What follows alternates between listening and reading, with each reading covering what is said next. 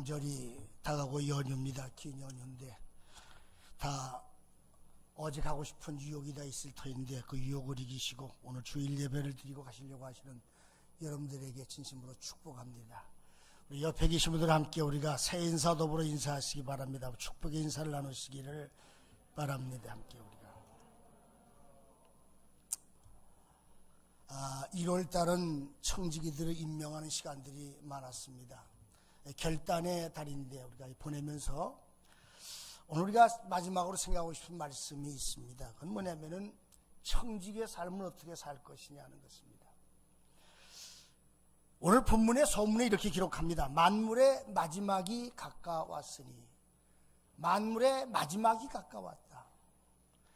만물의 마지막이 가까웠다는 말이 무슨 말입니까? 여기 세 가지 의미를 함축하고 있습니다. 하나는 뭐냐면 지구의 종말이 가까웠다. 지구의 종말이 가까웠다. 어떤 사람은 2050년에 지구가 망한다는 사람도 있습니다. 뭐 이렇게 얘기해요. 2050년이 멀었습니까? 그렇게 멀지 않았어요. 지구온난화가 시작되면서 지구가 변형이 오면서 어제 보니까 세렝게티 쪽에 홍수가 나는데 짐승들이 떼지고 물에 보니까 도망갈 못 가가지고 난리입니다. 이게 지금. 어떻든 만물이 마지막에 가까웠단 말이 지구의 종말이 가까웠다.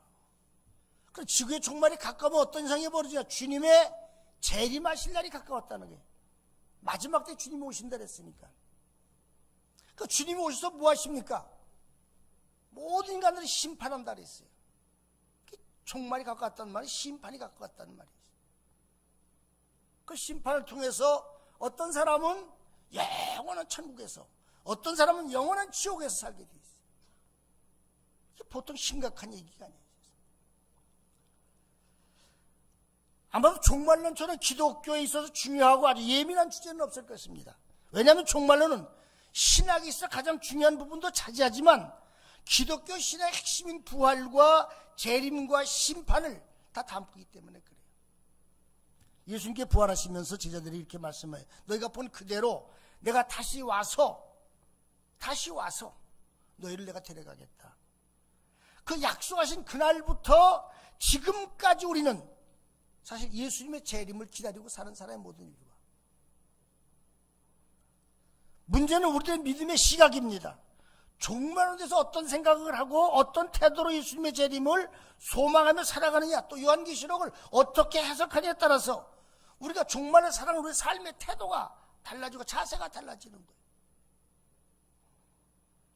사실 지금까지 기독교는 종말의 때문에 부정이 너무나 많았습니다. 하여튼 휴거설 때문에 사람들이 모든 걸 버리고 재산을 몽땅 교제에 갖다 바치고 패간 사람들이 하나 둘이 아니에요.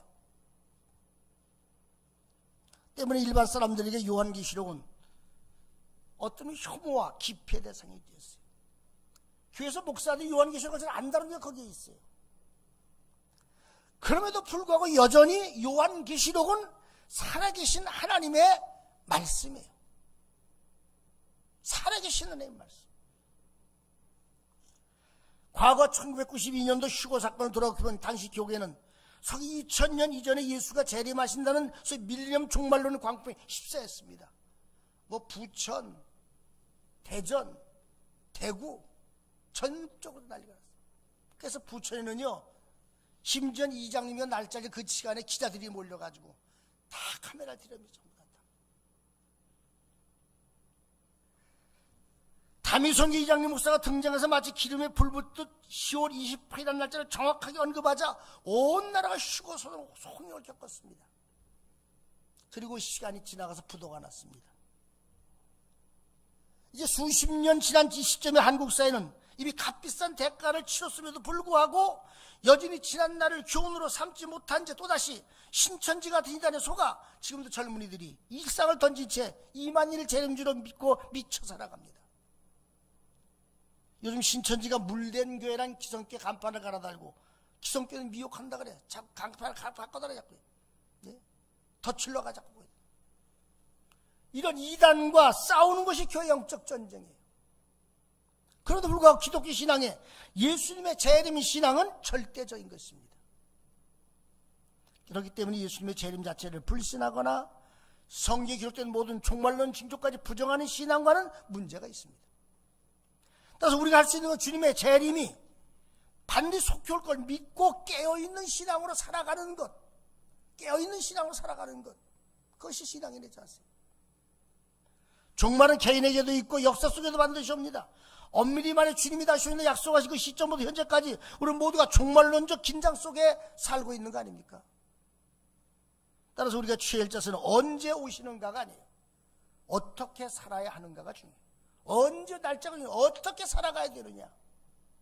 영국 신사들은요 항상 우산을 들고 다니는데, 우산을 여러분들 보죠? 모자를 쓰고 중절모를 쓰고 하얀 코트를 입고 레인코트를 입고 그리고 지팡이를 짚고 다니는 그 지팡이가 우산이에요. 날씨가 늘 굽기 때 변덕이 많아가지고 언제 비 올지 몰라가지고 레인코트를 입어요. 항상 바바리 코트를. 그 다음에 우산을 쓰기 위해서 우산을 들고 다녀요. 비가 어디도 상관이 없어. 항상 준비되어 있기 때문에. 이렇게 말씀을 사는 성도는 항상 주님이 언제 오시더라도 주 예수여 어서 없어 아멘 할렐루야 하고 맞이할 수 있는 그러한 준비를 다 하고 살아간다면 날짜가 무슨 의미가 있어요? 문제 준비 쓰기 없는 사람들이 날짜를 따지는 거예요. 그때 준비하려고. 슬기로운 5천에 미련 5천의 비유가 바로 그 얘기예요. 오늘 본문의 만물이 마지막에 가까웠으니 그러면 너희는 어떻게 정신을 차리고 근신하여 기도하라. 종말론적 삶의 태도는 뭡니까? 정신을 차려야 돼. 우리 정신 다 빠졌어요. 지금은 다. 뭐에 빠지는 거 전부 다. 근신하고 깨어서 기도하라. 이게 정직의 자세예요. 따라 중요한 사도들과 초대교회의 종말론적 신의 핵심은 미래가 아니라 지금 현재 신앙 속에 있다는 것을 기억해야 합니다. 베드로전서는 네로 황제에 의한 본격적 박해가 시작될 즈음에 베드로가 소아시에 흩어 살던 성도들에게 낙심하지 말고 구원의 소망을 가지고 박해에 대해 인내하며 살아가도록 격려의 편지가 바로 이 베드로 전후서예요. 따라서 베드로는 수신자들이 로마에 모진 박해와 핍박 속에 처한 사실을 보면서 주님의 종말과 재림이 멀지 않았으니 힘을 내고 끝까지 이기라고 하는 의미가 담깁니다. 사람이란 고난이 오고 힘이 들면 마음이 먼저 무너져요. 절망이라는 게 뭐예요? 마음이 무너지면 삶이 무너져. 그래서 포기합니다.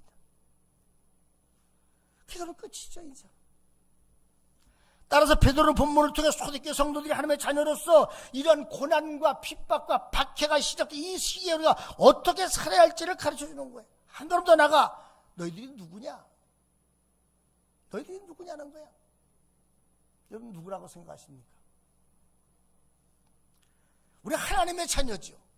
하나님의 자녀들은 모두가 누굽니까? 하나님의 청지기들이에요. 전부 다. 예? 그러므로 선한 청지기까지 살아야 돼. 청지기가 누굽니까? 주인의 것을 맡아서 관리하는 사람이 청지기예요. 다시 우리는 우리 인생의 주인이 아니라 청지기야. 재물도 자식도 시간도 인생도 기업도 내게 아니에요. 다 주님의 것이에요. 주님이 부르시면 가야 돼요.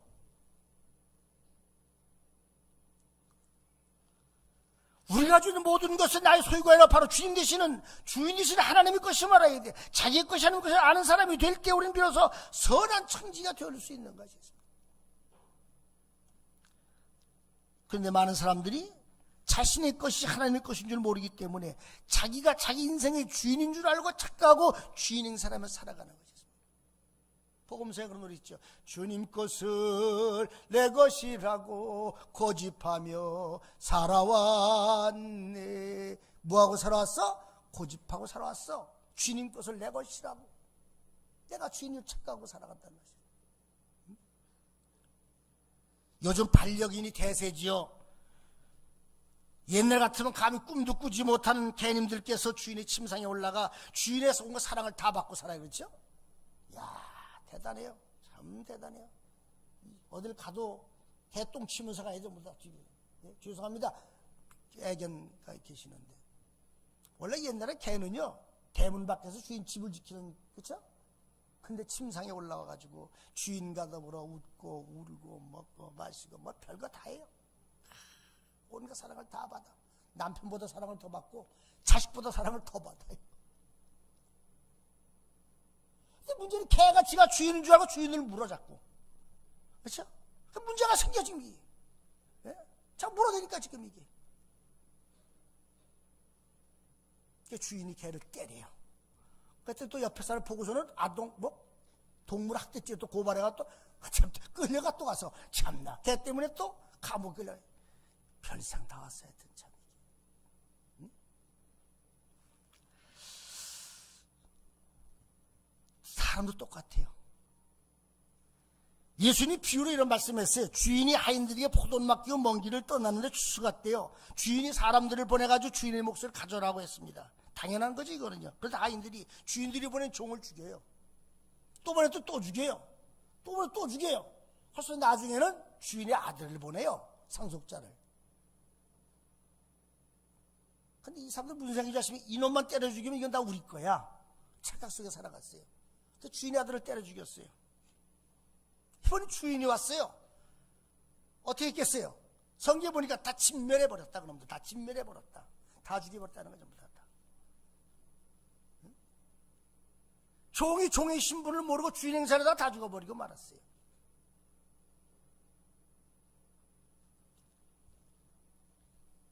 종은 주권이 없어요. 주인이 하명하는 대로만 잘하면 돼요. 이 말은 인간이 뭘 더 잘하려고 하지 말고 하나님 말씀대로 살면 된다는 말입니다. 근데 오늘날 믿는 사람들은 말로는 예수님을 잘 믿는다고 하면서도 하나님의 말씀대로 믿지 않고 자기 생각대로 믿는 사람들이 너무나 많아요. 신명기 4장 2절에 내가 너에게 명령하는 말을 너희는 가감하지도 말고 내가 너에게 내린 너희 하나님 여호와의 명령을 지켜라. 가감하지 마. 더 빼지 말아라. 그냥 그대로 지켜라. 그렇게 말씀했어요. 요한계시록 22장 18절 19절에 보면 예언의 말씀을 덧붙이는 사람은 재앙이 더해질 것이고 마음대로 빼거나 빼면 천국에 들어가는 지하에 버린다고 했습니다. 빼면 안 돼, 더해도 안 돼. 오직 신앙생활은 뭡니까? 주어진 말씀대로만 살아가는 거야. 말씀대로 살아가는 것이겠습니다. 말씀대로 살아가는 것.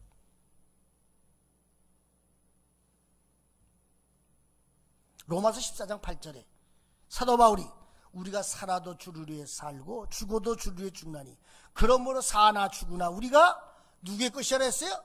주님의 것이다. 주님의 것이다. 이 말은 우리의 목숨까지도 주님의 것이다. 이런 믿음을 가져야 우리가 선한 청지기가 될 수 있는 것이죠.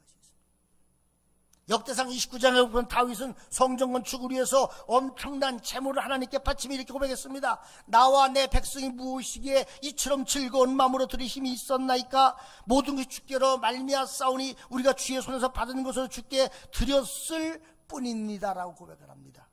잘 들어보세요. 내가 무엇이기에 즐거운 마음으로 드릴 힘이 있습니까?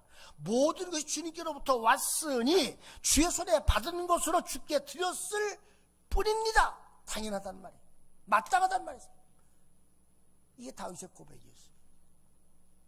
근데 이 당연한 일들을 사람들이 하잖아요. 그 대단해 보이는 거예요.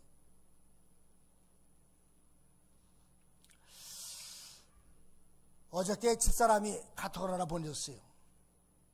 보스턴대 교수요. 이은혜 교수.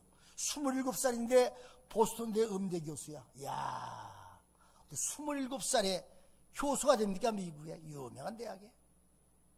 아버지가 이혁재 음악 목사인데 어려움이 있어서 미국으로 LA로 갔다가 교통사고가 나가서는 아마 큰 문제가 있었던 것 같아요. 돈도 날려버리고. 그 아버지 때문에 이 딸이 자기가 가장이 된 거예요. 아버지를 도와야 되겠다. 그런 생각으로 나 성공해야 되겠다. 그런 생각을 하루에 14시간씩 피아노를 쳤대요. 아, 대단한 거예요. 14시간씩 피아노를. 박사과정 2년 만에 끝내고 대학과정을 초기시키고 이미 25살에 교수 나가고 박사기를 딴 다음에 27살에 정식 보스턴의 교수가 됐어요. 근데 어머니가 재밌어요. 뭐라고 하면 그렇게 말해. 딸한테 자기가 그렇게 교육시켰대. 딸한테. 너는 꼭 너 같은 자식을 하나 낳아라. 부정적인 소리, 긍정적인 소리. 우리가 속상할 때 뭐라 그래? 너 같은 거 낳아라 그러죠. 그렇죠? 너 같은 거 속 썩어 말아 그러잖아요. 근데 어머니 그게 아니야. 너 같은 자식을 낳아서 너가 자식을 낳은 기쁨을 네가 누려봐라. 아, 대단한 거예요. 난 너 때문에 기뻐 사는 맛이 있어. 너 때문에 생활 즐거워. 너 때문에 삶이 기뻐. 이런 기쁨을 너도 자식을 낳아서 누려봐라. 난 처음 들어봤어 그런 소리요. 너 같은 자식을 낳아서 맨날 들은 너 같은 새끼 나서 고생해봐라 그 소리 들었지? 너 자식은 너를 통해 기쁨을 내가 얻는 것처럼 너도 그렇게 해보려는 걸 처음 들어봐. 이런 긍정적인 마인드가 믿음으로 기도하면서 부모가 자식을 키우는 그 자식이 27살에 교수가 돼가지고 찬양을 부르는 거야.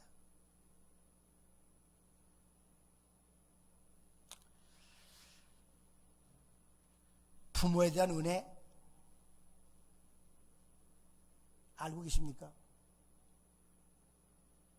그분들은 당연한 걸 못 해줬어요. 가난해서. 너무 가난해서 자식이 가난해서 못해. 그러니까 아이가 이미 초등학교 때부터 중학교, 고등학교, 대학교, 박사학위까지 전부 장학금을 타서 공부를 했어요. 전부 다. 교회에 나갈 때마다 상금 탄 거 가지고 엄마 전세로 들었대. 이제 엄마 아버지 집을 사주는 게 꿈이래 이제는. 이런 자식이 있어요? 자식이 분명히 효도하는 게 당연한 것인데 효도를 생각하지 못하는 게 뭐냐? 은혜를 모르기 때문에 그래. 은혜를 모르. 저 혼자 잘나 큰 줄 생각하기 때문에. 우리 인생 사는 게 내가 잘나 살았습니까? 하나님의 은혜가 없어요? 하나님의 은혜 안에 살아갑니까 여러분들? 우리가 11조를 드리고 각종 예물을 드리고 하나님께 봉사하고 헌신하는 게 이게 대단한 것 같지만 사실은 당연한 거 왜냐? 우리 청직이기 때문에. 당연한 거예요. 당연한 거예요.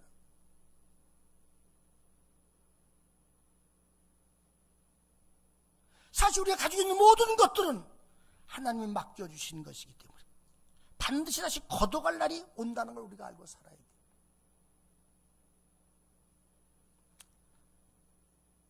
지난주간 함께 감리사 아들 감리사 동기가 세상을 떠났어요. 아직도 살 날이 많은데 벌써 갔어요. 인생은 다 그런 거예요. 주님 오라고 부르는데 나 못 가요. 거부할 자간이 있습니까? 없어요. 인간은요. 내 생명의 주인도 하나님의 것이에요. 내 물질도 하나님의 것이에요. 내 자식의 주인도 하나님의 것이에요. 하나님이 코라면 가야 돼요. 그게 청직이야. 누가복음 12장 16절 18절에 어리석은 부자 농사를 지어 소출이 풍성할 때 무슨 생각했습니까? 창고를 지어 쌓아놓을 생각만 했지요. 베풀고 나눌 생각을 하지 않았어요. 일반적 생각이 누구나다. 아까워요. 움켜쥐고 있는 거예요. 사람들 많은 걸 쌓아두고 움켜쥐면 자기의 소유로 생각을 해요. 수십억, 수백억 줬다니까 쥐고 있으면 내 것인 줄 착각하고 살아가요. 근데 그거 아십니까? 돈은 쓰는 것만 내 거예요. 쓰지 않는 건 내 게 아니에요. 쓰는 것만 내 거예요. 안 쓰면 내 게 아니에요. 누가복음 12장 20절에 하나님은 이르시되 어리석은 자여 오늘 밤에 네 영혼을 도로 찾으리니 그러면 네 준비한 것이 누구의 것이 되겠느냐? 오늘 밤 내 영혼을 도로 찾으리니 죽는다는 거야. 그럼 그 재산은 누구 거 되지?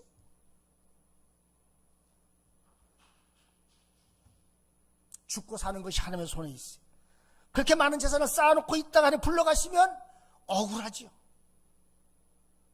제가 지난 말씀드렸잖아요. 우리 처제 시어머니가 돌아가셨는데 그 동생 되시는 분이 이제 관이 이렇게 집 앞을 돌아가는데 울며 통곡하며 그래. 언니 이거 억울해서 어떻게 놓고 가. 억울해서 어떻게 놓고 가. 억울해서 어떻게 놓고 가. 소리 지르면서 동생이 울고 있어요. 억울하긴 뭘 억울해요. 예? 그분도 움켜쥐고 있었어요. 참 인색했어요. 참 깍쟁이처럼.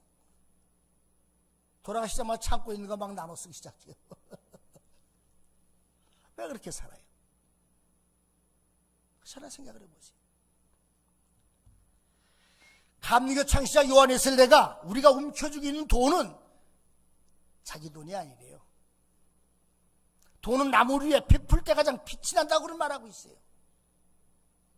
전도서 6장에 내가 헤아려서 한 가지 불행한 일을 보았나니 이는 사람의 마음을 무겁게 하는 것이라.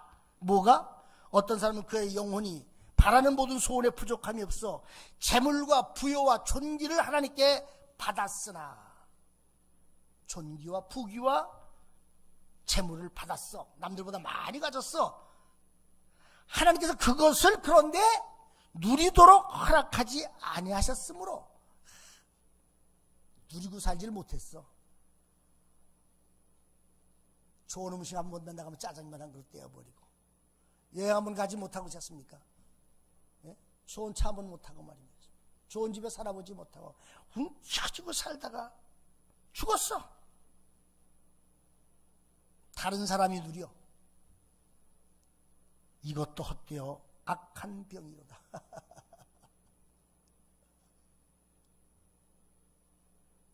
부모가 움켜쥐고 쓰지 못하고 아둥바둥 벌어놨더니 누가 썩는다? 새끼들이 흥청망청 다 써버리고 말아. 부모 고맙다 소리인 줄 아십니까? 그런 소리 안 해요. 지 몫인 줄 알고 있지. 응? 전도서 3장 12절 13절에 사람들이 사는 동안에 기뻐하며 선을 행하는 것보다 더 나은 것이 없는 줄 내가 알았고, 사람마다 먹고 마시는 것과 수고함으로 낙을 누리는 것이 하나님의 선물인 줄도 또한 알았도다. 그렇게 말했어요. 지구상에 사는 사람들 보세요. 아프리카 사람들 한번 보세요, 여러분들. 그건 사는 게 아니라 죽지 못해 사는 거죠. 저는 월드비전을 통해 가지고 아프리카 여러 번 다녀왔지 않습니까? 너무 비참해요. 먹을 게 없어가지고 아이들이 그냥 완전히 뼈다귀만 남아 사골처럼 엄마 품에 앉아가지고, 엄마도 병들어 있는데 자식도 그 안에 품 안에 죽어가는 거예요. 아이들이 과자가 없어가지고 국치라는 게 말입니다. 진흙을 빚어봐도 국치, 진흙 국치를 먹고 앉았어 아이들이 말입니다. 신발 맨발도 하고 돌아다녀. 그러니까 이 돌아가면서 병균이 들어가지 말입니다. 오늘 살이 빠져나와서 병균이 전부 다 벌레들이 살 밖으로 빠져나와. 치료를 받지 못해. 저희 손님으로 갔는데 생선 뼈다귀 하나, 요만한 거 하나 생겨, 요만 생선 뼈다귀 하나 줘요. 그래요. 그래서 뭐야? 그럼 빵 하나 요만한 거 하나 주고. 그게 다야. 잠을 잘 데가 없어가지고 모래바닥에 우리가 가지고 간 침낭을 가지고 침낭 들어가서 그냥 모래바닥에 잠을 잘 깨어서 다 일이 끝난 다음에 침낭을 주고 왔어요. 어떻게 사세요? 어떻게 사시냐? 탁 트는 원터치야. 뜨거운 물, 찬물. 겨울도 온수보일러 따뜻하겠습니까? 좋은 음식이 다 있어야 했습니다. 좋은 집에, 좋은 차에, 좋은 옷에.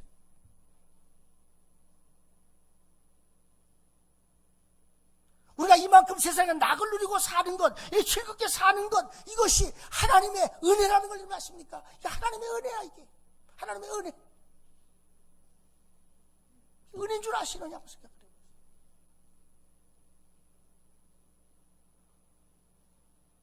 따라서 우리가 건강이 있을 때, 재물이 있을 때, 삶이 있을 때 우리가 뭐 해야지. 다 사라진 다음에 후회한들 무슨 소용이 있어요? 무슨 소용이냐?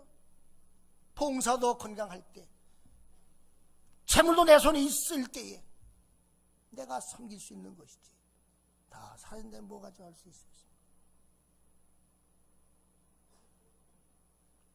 남우리의 봉사 헌신 일도 내가 건강할 때 가능한 거예요. 건강 잃고 나면 하고 싶어도 할 수가 없는 거예요.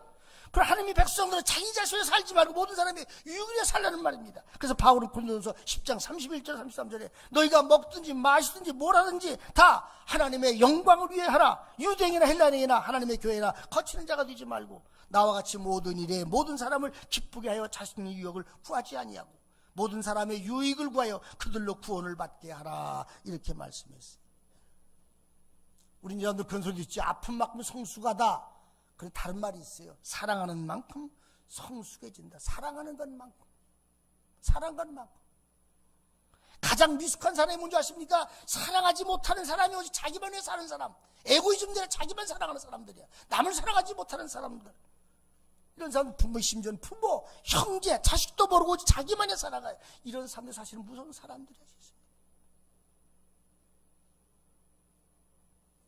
이제 명절이 다가오지 않습니까? 바라기는 부모 형제 간에 갈등이 있거든 갈등의 벽을 한번 헐어보시길 바랍니다. 인생 얼마나 산다고 원수처럼 살아갑니까? 뭐 별거라고? 그게 뭐 별거라고? 응? 우리가 성도 신앙 공동체가 넓으면 가족입니다. 서로 성도 간에 서로 마음 상한이 있거든 그 벽을 헐어버리시기 바랍니다. 담고 살지 말기 바랍니다. 인생 뭐 별거라고? 뭘 그걸 담고 살아가면 미워하고 살아갑니까? 가장 미련한 사람들이 누구냐면은 사랑해야 되는 사람들이 서로가 미워하며 사는 거야. 이것처럼 미련한 게 어디 있습니까? 예? 이것처럼 미련한 게 어디 있어요?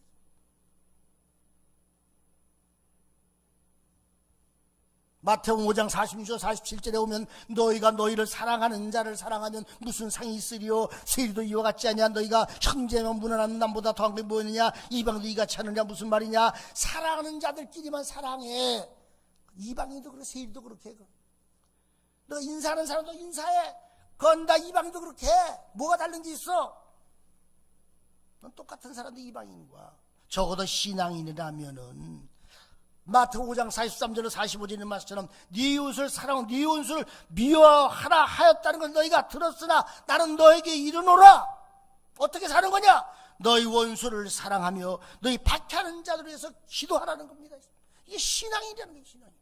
이 믿음의 사람들, 너희 원수를 사랑하고 너를 미워하고 학대하는 자를 위해서 기도하라는 거야. 이같이 한즉 하늘에 계신 아버지께서 하늘 아버지의 아들이 너희가 될 것이니라. 성경이 그렇게 말합니다. 말세가 되면 어떤 현상이 벌어지냐? 사랑이 식어지고 불법이 성한다. 부모 자식 간에, 형제 간에 사랑하지 못하고 미워하고 원수 맺고 사는 사람들이 갈수록 점점 늘어나고 있어요.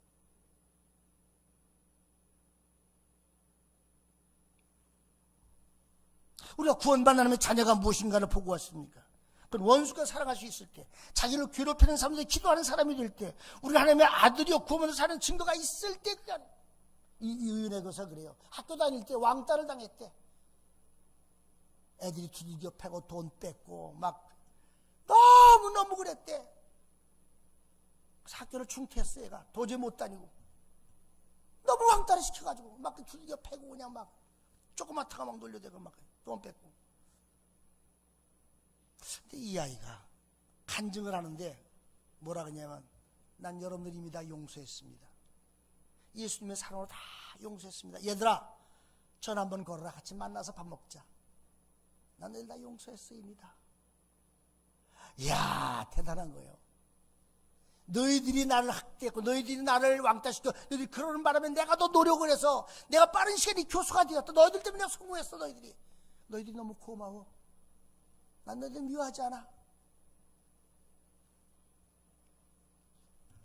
이게 하나님의 자녀의 증거예요. 너 나한테 그랬어? 내가 그냥 안 놔둬. 복수의 칼날을 가는 사람은요, 넌 크리스찬이야. 너 한 대 때렸으나 두 대 때릴 거야. 넌 크리스찬이야. 하셨습니다.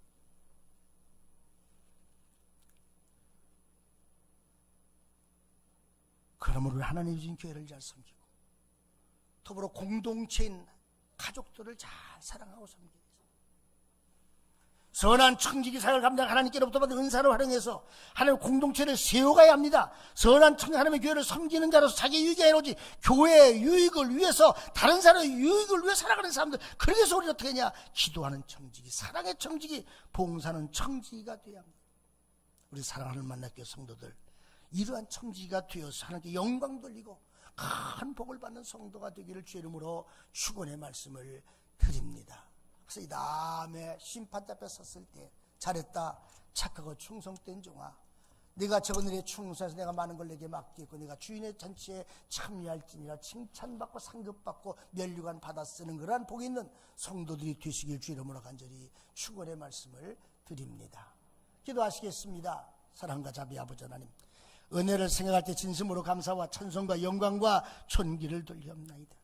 우리가 선한 청지가 되어서 우리가 근신하고 깨어서 우리가 기도하며 사랑하며 섬기며 살아갈 수 있는 저희들이 되게 하여 주시옵소서.